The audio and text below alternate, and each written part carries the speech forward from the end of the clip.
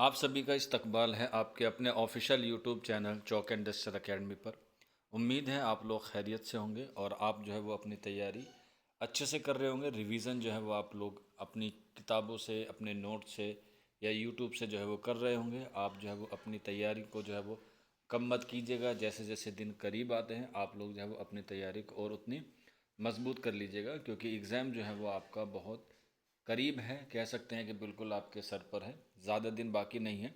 तो ज़्यादा दिन बाकी नहीं है तो इसलिए आपकी तैयारी को और मजबूत बनाने के लिए चौक एंड डस्टर अकेडमी आपको जो है वो MCQs प्रोवाइड करा रहा है, ताकि आप लोग अपनी तैयारी को जो है वो एनालाइज कर पाएँ।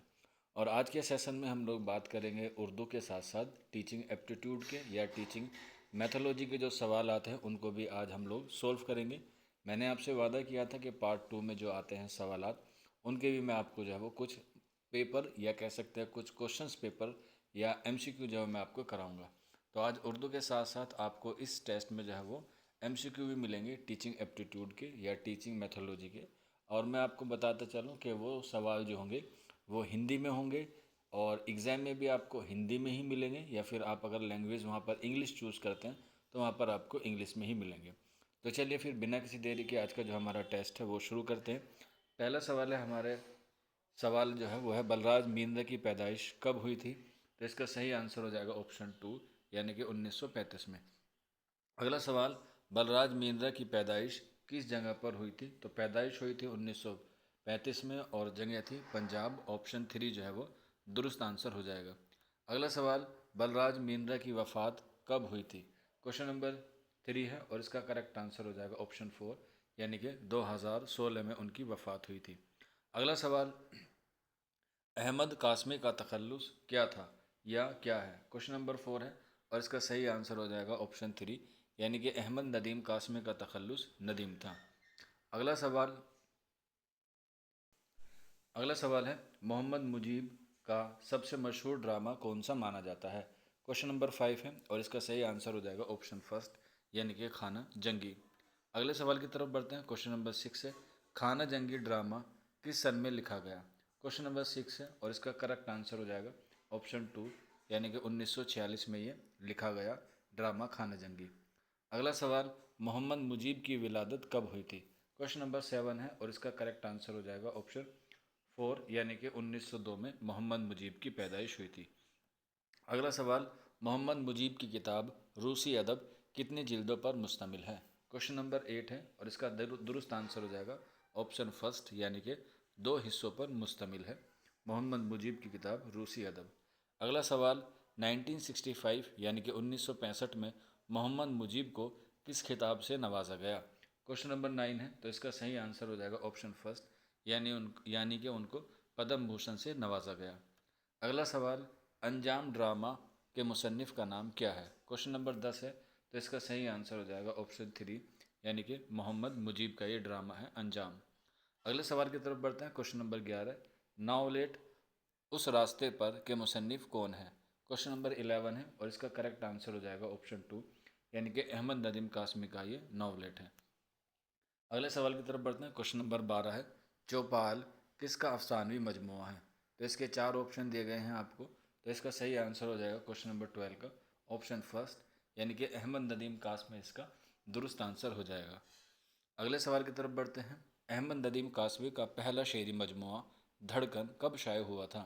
क्वेश्चन नंबर 13 है तो इसका करेक्ट आंसर हो जाएगा ऑप्शन 2, यानी कि 1952 में अहमद नदीम कासमी का पहला शेरी मजमूआ धड़कन शाये हुआ था।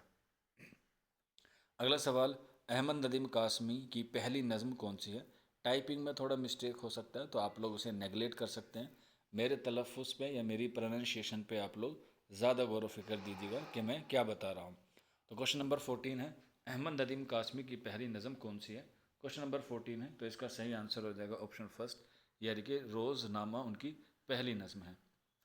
अगला सवाल, बलराज मीनरा किसके हम असर थे। क्वेश्चन नंबर 15 है तो इसका सही आंसर हो जाएगा ऑप्शन 3, यानी कि शमीम हनफी के हम असर थे। अगला सवाल क्वेश्चन नंबर 16, बलराज मीनरा ने अपनी पूरी अदबी ज़िंदगी में कुल कितने अफसाने लिखे। क्वेश्चन नंबर 16 है और इसका सही आंसर हो जाएगा ऑप्शन 2, यानी कि 1930। अगला सवाल, सुर्ख सियाह किसका अफसाना है। क्वेश्चन नंबर 17 है, तो इसका करेक्ट आंसर हो जाएगा ऑप्शन फर्स्ट यानी कि बलराज मीनरा इसका दुरुस्त आंसर हो जाएगा। अगला सवाल क्वेश्चन नंबर 18, बलराज मीनरा का अफसाना सुर्खोसिया कहाँ से शाये हुआ था? क्वेश्चन नंबर 18 है और इसका करेक्ट आंसर हो जाएगा ऑप्शन 4 यानी कि वो दिल्ली से शाये हुआ था। अगला सवाल, शमीम हनफी ने बलराज मीनरा के ऊपर कौन सी किताब लिखी? क्वेश्चन नंबर 19 है, तो इसका करेक्ट आंसर हो जाएगा ऑप्शन 2 यानी कि छलावा। अगले सवाल की तरफ बढ़ते हैं। बलराज मीनरा ने डैश के कुछ तहरीरों का मजमा मुरत्तब किया और उसको दस्तावेज़ के नाम से शाये किया। इसमें से डैश बताना है किसकी तहरीरों को मजमा मुरत्तब किया। तो आंसर हो जाएगा ऑप्शन फर्स्ट यानी कि सआदत हसन मंटू की तहरीरों का मजमा मुरत्तब किया और उसे दस्तावेज़ के नाम से शाये किया। अगला सवाल, शऊर रिसाला किस शहर से निकलता है? क्वेश्चन नंबर 21 है, तो इसका करेक्ट आंसर हो जाएगा ऑप्शन 3 यानी कि दिल्ली से। अगला सवाल, बलराज मीनरा का सबसे मशहूर रिसाला कौन सा है? क्वेश्चन नंबर 22 है, तो इसका करेक्ट आंसर हो जाएगा ऑप्शन फर्स्ट यानी कि शऊर। अगले सवाल की तरफ बढ़ते हैं। बलराज मीनरा की पहली कहानी कौन सी है? क्वेश्चन नंबर 23 है और इसका जो करेक्ट आंसर हो जाएगा क्वेश्चन नंबर 23 का वो हो जाएगा ऑप्शन फर्स्ट जो है वो इसका दुरुस्त आंसर हो जाएगा। अगला सवाल, उर्दू अदब में अलामती अफसाने किसने लिखे हैं? क्वेश्चन नंबर 24 है और इसका करेक्ट आंसर हो जाएगा ऑप्शन 2 यानी कि बलराज मीनरा ने उर्दू अदब में अलामती अफसाने लिखे हैं। अगला सवाल, बलराज मीनरा ने कंपोजिशन पर कितने अफसाने लिखे हैं? क्वेश्चन नंबर 25 है और इसका करेक्ट आंसर हो जाएगा ऑप्शन 3 यानी कि 6। ये टाइपिंग मिस्टेक है, ऑप्शन 2 नहीं बल्कि 3 ऑप्शन है, तो इसका सही आंसर हो जाएगा ऑप्शन 3 और आंसर हो जाएगा 6, जिसमें से 5 कंपोजिशन पे है और आखिरी कंपोजिशन। इस तरीके से जो है वो 6 अफसाने लिखे हैं कंपोजिशन के हवाले से बलराज मीनरा ने। अगला सवाल, बस स्टॉप किसका अफसाना है?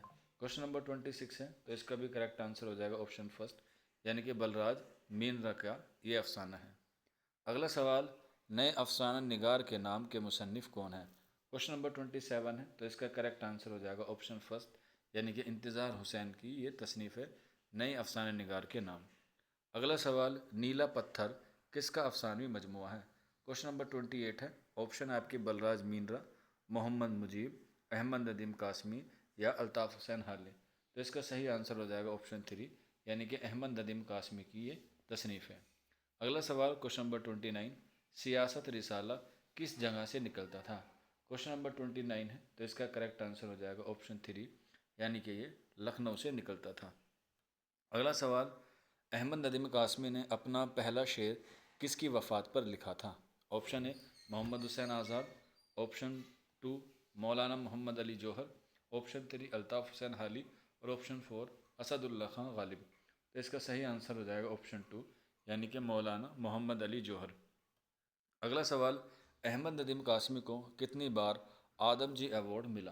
क्वेश्चन नंबर 31 है, इसका करेक्ट आंसर हो जाएगा ऑप्शन 2 यानी कि 3 बार। अगला सवाल क्वेश्चन नंबर 32, दस्ते वफ़ा किसका शेरी मजमुआ है? एक दस्ते सबा होता है जो फैज़ अहमद फैज़ का है, यहाँ पर आपसे पूछा गया है दस्ते वफ़ा। तो क्वेश्चन नंबर 32 है, तो इसका करेक्ट आंसर हो जाएगा ऑप्शन फर्स्ट यानी कि अहमद नदीम कासमी का ये शेरी मजमुआ है दस्ते वफ़ा।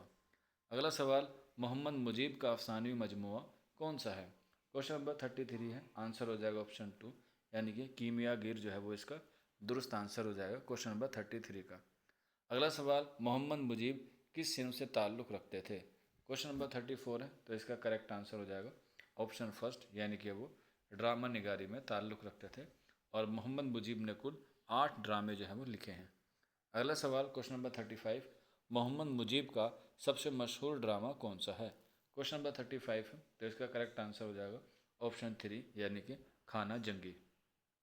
अगला सवाल, ड्रामा खाना जंगी कब लिखा गया? क्वेश्चन नंबर 36 है और इसका करेक्ट आंसर हो जाएगा ऑप्शन 2 यानी कि 1946 में ये लिखा गया। अगला सवाल, NCERT में मोहम्मद मुजीब का कौन सा ड्रामा शामिल है? क्वेश्चन नंबर 37 है और इसका करेक्ट आंसर हो जाएगा ऑप्शन 4 यानी कि आजमाइश जो है वो मोहम्मद मुजीब का ड्रामा NCERT में शामिल है। अगला सवाल, मोहम्मद मुजीब की वफ़ात कब हुई? क्वेश्चन नंबर 38 है, इसका करेक्ट आंसर हो जाएगा ऑप्शन फर्स्ट यानी कि 1985 में। अगला सवाल, मोहम्मद मुजीब का पहला ड्रामा कौन सा है? क्वेश्चन नंबर 39 है, तो इसका करेक्ट आंसर हो जाएगा ऑप्शन 3, यानी कि उनका खेती जो है वो पहला ड्रामा है। अगला सवाल, ड्रामा खेती किस सन में लिखा गया? क्वेश्चन नंबर 40 है और इसका करेक्ट आंसर हो जाएगा ऑप्शन फर्स्ट, यानी कि 1931 में। अगला सवाल, अहमद नदीम कासमी की पैदाइश कब हुई थी? क्वेश्चन नंबर 41 है, तो इसका करेक्ट आंसर हो जाएगा ऑप्शन 2, यानी कि 1916 में। अगला सवाल, हिंदुस्तान में योगा डे कब मनाया जाता है? क्वेश्चन नंबर 42 है और इसका करेक्ट आंसर हो जाएगा क्वेश्चन नंबर 42 का ऑप्शन 3, यानी कि 21 जून को जो है वो योगा डे मनाया जाता है। अगले सवाल की तरफ बढ़ते हैं। Question number 43, population day Hindustan में कब मनाया जाता है, यानी कि जनसंख्या दिवस कब मनाया जाता है? तो क्वेश्चन नंबर 43 है, तो इसका करेक्ट आंसर हो जाएगा ऑप्शन फर्स्ट, यानी कि 11 जुलाई को मनाया जाता है। अगला सवाल, अहमद नदीम कासमी का सबसे मशहूर शेरी मजमूआ कौन सा है? क्वेश्चन नंबर 44 है और इसका करेक्ट आंसर हो जाएगा ऑप्शन 3, यानी कि दवाम इसका दुरुस्त आंसर हो जाएगा। अगला सवाल, क्वेश्चन नंबर 45, अहमद नदीम कासमी को किस शेरी मजमूओं के लिए आदमजी अवार्ड जो मिलता है पाकिस्तानी हुकूमत की तरफ से वो दिया गया? तो क्वेश्चन नंबर 45 है, तो इसका भी करेक्ट आंसर हो जाएगा क्वेश्चन नंबर 45 का ऑप्शन फर्स्ट, यानी कि दवाम इसका दुरुस्त आंसर हो जाएगा। तो इस तरीके से ये आज के सवाल में हमारे 45 क्वेश्चंस थे जो उर्दू से रिलेटेड थे। अब मैं आपको बताऊंगा कि टीचिंग एप्टीट्यूड या टीचिंग मैथोलॉजी से जो सवाल आते हैं वो आपको किस तरह से आएंगे और आपको उन्हें कैसे सॉल्व करना है। आप लोगों से रिक्वेस्ट भी है, दरख्वास्त भी है कि आप प्लीज़ हमें कमेंट बॉक्स में ज़रूर बताइएगा कि आपको हमारे मॉक टेस्ट कैसे लगते हैं, और आप जो है वो अपना स्कोर भी हमारे साथ शेयर कीजिएगा कि हमारे जो है वो इतने सवाल बनते हैं या इतने सवाल बन रहे हैं। और वीडियो को ज़्यादा से ज़्यादा शेयर कीजिएगा अपने दोस्तों में जो DSSB TGT उर्दू की प्रिपरेशन कर रहे हैं, ताकि उनको भी हमारी वीडियो से क्या हो सके, इस्तिफ़ादा हासिल हो सके। तो चलिए फिर मैं आपको आगे के क्वेश्चन जो है वो सोल्व कराता हूँ।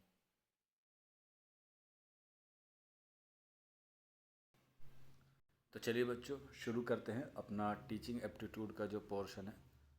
इस सवाल को सोल्व करने के लिए आपको ज्ञान की ज़रूरत नहीं पड़ती, बल्कि आपको अपने IQ लेवल की ज़रूरत पड़ती है। क्योंकि आप लोग जो है वो किताबी ज्ञान या कह सकते हैं किसी गाइड से पढ़ सकते हैं, लेकिन टीचिंग एप्टीट्यूड ऐसा नहीं है कि आपने जो पढ़ा वैसे ही आ जाए।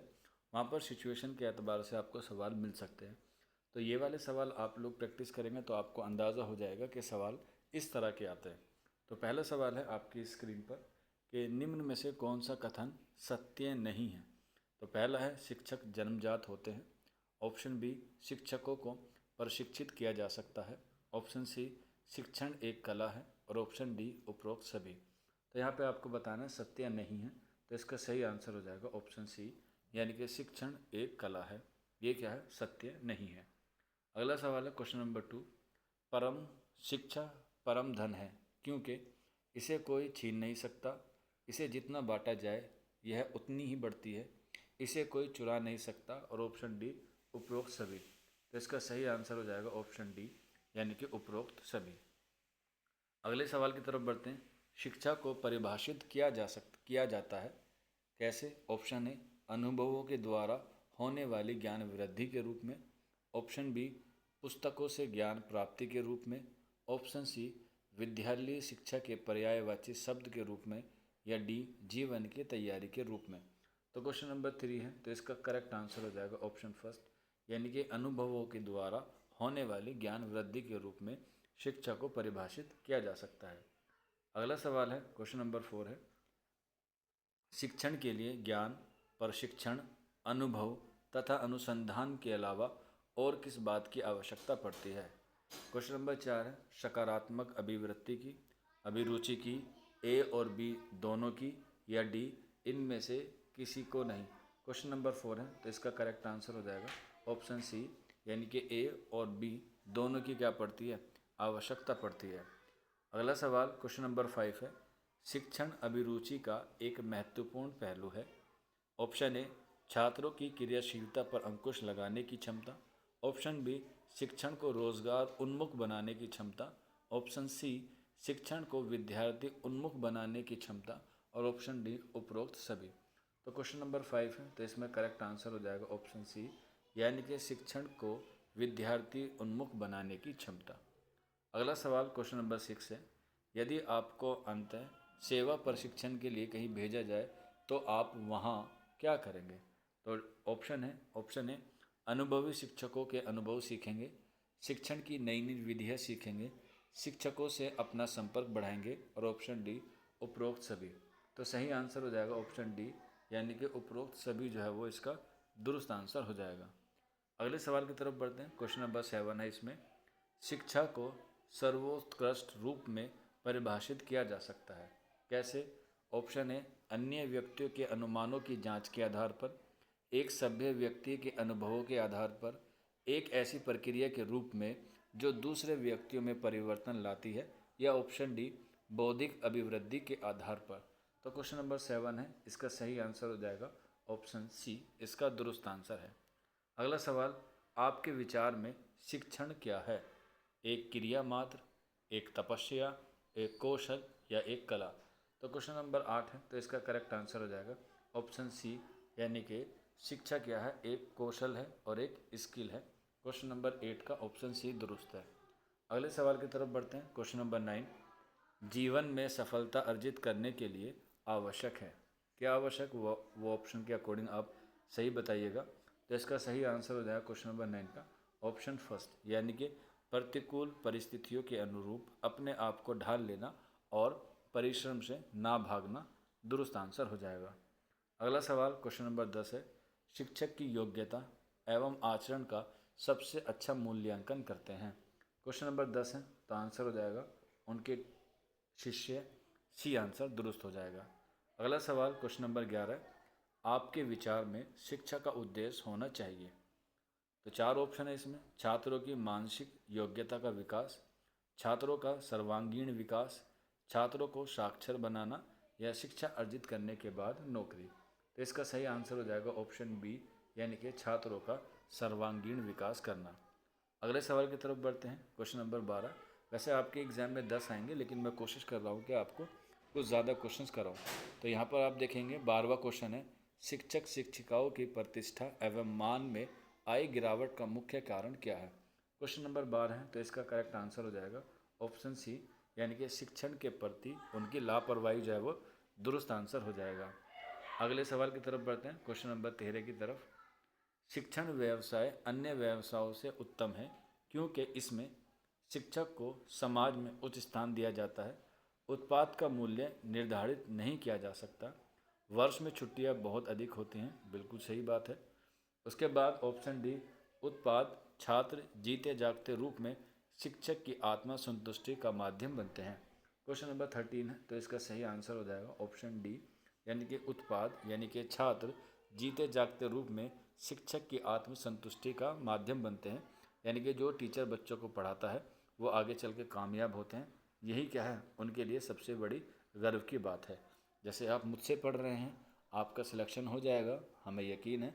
तो आपके सिलेक्शन के बाद भले ही आप हमसे मिले या ना मिले, आपको हम जानते हो या ना जानते हो, लेकिन हमारे अंदर एक सुकून रहेगा कि आपका सिलेक्शन हो गया है, आपने एक अच्छी जॉब पा ली है, और अब आप जो है वो देश का विकास करेंगे और ख़ुद का भी विकास करेंगे।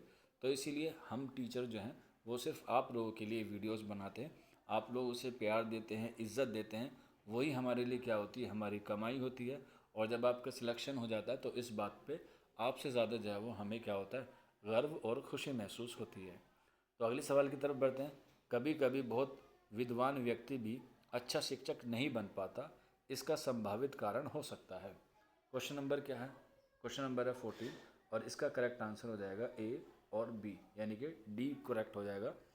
कक्षा में सूचना संप्रेषित करते समय विद्यार्थी के स्तर को ध्यान में ना रखना, ऑप्शन बी शिक्षण कौशल में परिपक्वता का ना होना, और ऑप्शन सी विदग्धता का दुरुपयोग करना। तो ए और बी क्या हो जाएगा, इसका सही आंसर हो जाएगा। अगला सवाल क्वेश्चन नंबर 15, किसी व्यक्ति की सफलता के विषय में आपका विचार है कि उसमें सच्चाई होगी या उसकी कठिन मेहनत और प्रयास का प्रतिफल है। ऑप्शन सी वह अपना काम समय से करता होगा, और ऑप्शन डी यह सफलता उसने बेईमानी से अर्जित की होगी। क्वेश्चन नंबर 15 है, तो इसका सही आंसर हो जाएगा ऑप्शन सी डी, यह सफलता उसने बेईमानी से अर्जित की होगी। अगला सवाल क्वेश्चन नंबर 16 है, इस तथ्य से प्राय सभी शिक्षा शास्त्री सहमत हैं कि शिक्षा होनी चाहिए। कैसी होनी चाहिए? छात्र का उसके वातावरण में समायोजन करने के लिए, सैद्धांतिक पक्ष को उन्नत करने के लिए, व्यवहारिक पक्ष को उन्नत करने के लिए, या केवल बौद्धिक विकास के लिए। क्वेश्चन नंबर 16 है, तो इसका करेक्ट आंसर हो जाएगा ऑप्शन डी, यानी केवल बौद्धिक विकास के लिए इसका दुरुस्त आंसर हो जाएगा। अगला सवाल, आपकी दृष्टि में शिक्षण कैसा काम है? उलझन भरा, आसान तथा प्रतिष्ठा बढ़ाने वाला, ऑप्शन सी चुनौती भरा व आनंददायक, ऑप्शन डी उपरोक्त सभी। तो क्वेश्चन नंबर 17 का आंसर हो जाएगा ऑप्शन बी, आसान तथा प्रतिष्ठा बढ़ाने वाला ये क्या है? काम है। क्वेश्चन नंबर 17 का ऑप्शन बी। अगला सवाल क्वेश्चन नंबर 18, योग्य विद्यार्थी ही योग्य शिक्षक बन सकता है, इस उक्ति का क्या आशय है? क्वेश्चन नंबर 18 है, तो इसमें देख लीजिएगा, शिक्षण एक चुनौती भरा काम है, यह अयोग्य छात्रों के वश की बात नहीं है। जो छात्र पढ़ने में अच्छा नहीं वह अच्छा शिक्षक भी नहीं बन सकता। जो छात्र अध्ययनशील रहा है वह आगे भी अध्ययनशील होकर अच्छा शिक्षक बन सकता है, और ऑप्शन डी उपरोक्त में से कोई नहीं। तो क्वेश्चन नंबर 18 आप बताइए कौन सा सही होगा। तो जैसा कि आप लोगों को पता है कि एक सवाल मैं आपको होमवर्क के तौर पे देता हूँ, तो ये सवाल आप लोगों के लिए होमवर्क के तौर पे है। आप मुझे इसका होमवर्क ज़रूर बताइएगा, क्वेश्चन नंबर 18 लिख के ऑप्शन कौन सा सही होगा। अगले सवाल की तरफ बढ़ते हैं, क्वेश्चन नंबर 19 यानी कि 19, शिक्षकों के चयन में चयन बोर्ड को वरीयता देनी चाहिए, किस में देनी चाहिए वो आप मुझे बताइएगा। समस्त वर्गों के अभ्यर्थी को उनकी अभियोग्यता एवं अभिप्रवृत्ति के आधार पर, ऑप्शन बी अल्पसंख्यक समुदाय के अभ्यर्थियों को, ऑप्शन सी महिला अभ्यर्थी को, और ऑप्शन डी पिछड़ी जाति के अभ्यर्थियों को। तो इसका सही आंसर हो जाएगा ऑप्शन सी महिला अभ्यर्थी को। इसलिए महिला अभ्यर्थी की और पुरुष अभ्यर्थी की आप देखते हैं उम्र में जो है वो काफ़ी डिफरेंसेस हैं। अगला सवाल, और आज के हमारे इस मॉक टेस्ट का जो है वो बिल्कुल आखिरी सवाल है। 20 सवाल एक मॉक टेस्ट में हम देंगे, वैसे 10 आते हैं लेकिन मैंने उसको डबल कर दिया है। अगला सवाल है, मैं शिक्षण अधिगम प्रक्रिया में टेलीविज़न, कंप्यूटर आदि के प्रयोग को ठीक नहीं मानता, इसमें बहुत समय निरर्थक नष्ट होता है, अच्छा समझता हूँ, उचित एवं आवश्यक समझता हूँ, और ऑप्शन डी उपरोक्त में से कोई नहीं। तो 20 का सही आंसर हो जाएगा ऑप्शन सी, यानी कि उचित एवं आवश्यक समझता हूँ। तो इस तरीके से आज हमने 2 पार्ट किए, 45 और 20। 45 उर्दू के किए और 20 हमने किए टीचिंग एप्टीट्यूड के या टीचिंग मैथोलॉजी के। तो आज का ये कॉम्बिनेशन आपको कैसा लगा, प्लीज़ आप हमें ज़रूर कमेंट बॉक्स में ज़रूर बताइएगा। और मिलते हैं आप लोगों से जल्दी फिर इसी तरह का एक और टेस्ट लेके। तब तक आप अपनी तैयारी को जारी रखिए। अगर कोई बच्चा रिवीजन बैच में ज्वाइन होना चाहता है तो वो 90 हमारा नंबर है, आपको पता ही है, 9045220432। आप इस नंबर पर रब्ता करके इन्फॉर्मेशन ले सकते हैं। आज की वीडियो में इतना ही था, मिलते हैं आप लोगों से जल्दी नेक्स्ट वीडियो में। शुक्रिया फॉर वॉचिंग दिस वीडियो।